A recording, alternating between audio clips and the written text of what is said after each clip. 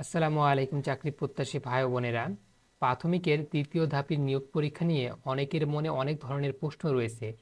ইতিপূর্বে আপনাদের মাঝে আমরা 2-3টা ভিডিও দিয়েছিলাম, যেগুলো দ্য ডেইলি ক্যাম্পাস এবং দৈনিক শিক্ষা .com এর সোর্স থেকে, অর্থাৎ আহ, প্রাথমিকের তৃতীয় ধাপের পরীক্ষা বাতিল হচ্ছে কিনা, রেজাল্ট কবে দেবে এ সংক্রান্ত। এখন আমরা দ্য ডেইলি ক্যাম্পাসের 12ই আগস্ট 2024 5টা 16 মিনিটে একটি তারা নিউজ প্রকাশ করেছে। সেখানে উল্লেখ করেছে প্রাথমিকের তৃতীয় ধাপের নিয়োগ পরীক্ষা কি বাতিল হচ্ছে, আসলেই কি পরীক্ষা বাতিল হচ্ছে কিনা সে বিষয়ে বিস্তারিত জানবো। তো চলুন কথা না বাড়িয়ে ভিডিওটি শুরু করা যাক। আর আপনারা যারা আমাদের ইউটিউব চ্যানেলে নতুন দর্শক, অবশ্যই চ্যানেলটি সাবস্ক্রাইব করে রাখবেন। এখানে লক্ষ্য করুন, বাতিল হতে পারে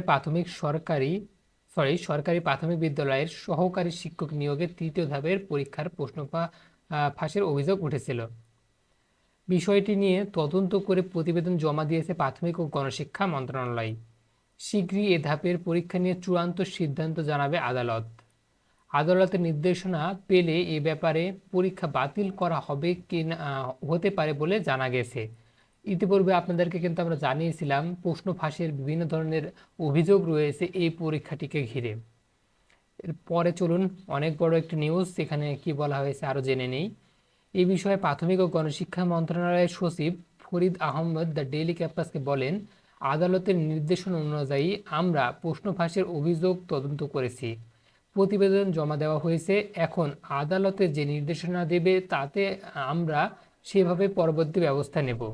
প্রাথমিক শিক্ষা অধিদপ্তরের একটি সূত্র জানিয়েছে, তৃতীয় ধাপের প্রশ্ন ফাঁসের অভিযোগটি সে সময় গুরুত্ব সহকারে আমলে নেওয়া হয়নি। তৎকালীন সরকারের ভাবমূর্তি ক্ষুণ্ণ হতে পারে এমন আশঙ্কায় তদন্ত সেভাবে হয়নি। মন্ত্রণালয়ের পক্ষ থেকে যে তদন্ত প্রতিবেদন জমা দেওয়া হয়েছে তার নিরপেক্ষতা নিয়েও প্রশ্ন রয়েছে। এ অবস্থায় আদালত নতুন করে তদন্তের নির্দেশনা দিলে এবং নিরপেক্ষ তদন্ত হলে তৃতীয় ধাপের পরীক্ষা বাতিল হয়ে যাবার সম্ভাবনা রয়েছে।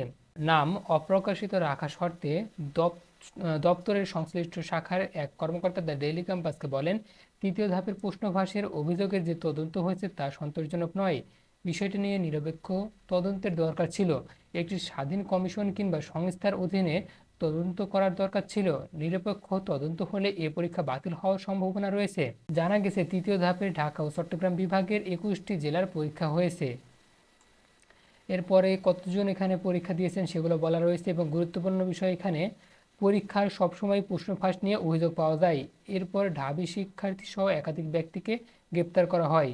প্রশ্ন ফাঁস চক্র পুলিশের হাতে গ্রেপ্তারের পর প্রাথমিকের তৃতীয় ধাপের প্রশ্ন ফাঁস হয়েছে বলে আদালতে 164 ধারায় জবানবন্দি দিয়েছেন আসামিরা। এ বিষয়ে তৎকালীন ঢাকা মহানগর গোয়েন্দা পুলিশ প্রধান হারুন রশিদ বলেছিলেন, তৃতীয় ধাপের প্রশ্ন ফাঁস চক্রের কয়েকজনকে গ্রেপ্তার করা হয়েছে। এ বিষয়ে রমনা থানায় মামলা রয়েছে। গ্রেপ্তারকৃত পরীক্ষার্থী হলেন মনীষ গাইন, পঙ্কজ গাইন ও লাভলি মণ্ডল। এই তিন জনকে আদালতে গত 25 এপ্রিল প্রশ্নপত্র ফাঁসে নিজেদের সম্পৃক্ততা স্বীকার করে আদালতে 164 ধারায় জবানবন্দি দিয়েছে। অন্যদিকে প্রশ্নপত্র সমাধানকারী ছিলেন দুইজন, একজন জ্যোতির্ময় গাইন ও অন্যজন সুজন চন্দ্র রায়। তো বোঝাই যাচ্ছে যে প্রশ্ন ফাঁস রয়েছে প্রাথমিকের তৃতীয় ধাপে। বেশি সম্ভাবনা হলো এই তৃতীয় ধাপের পরীক্ষা কিন্তু বাতিল হয়ে যাওয়ার সম্ভাবনা রয়েছে।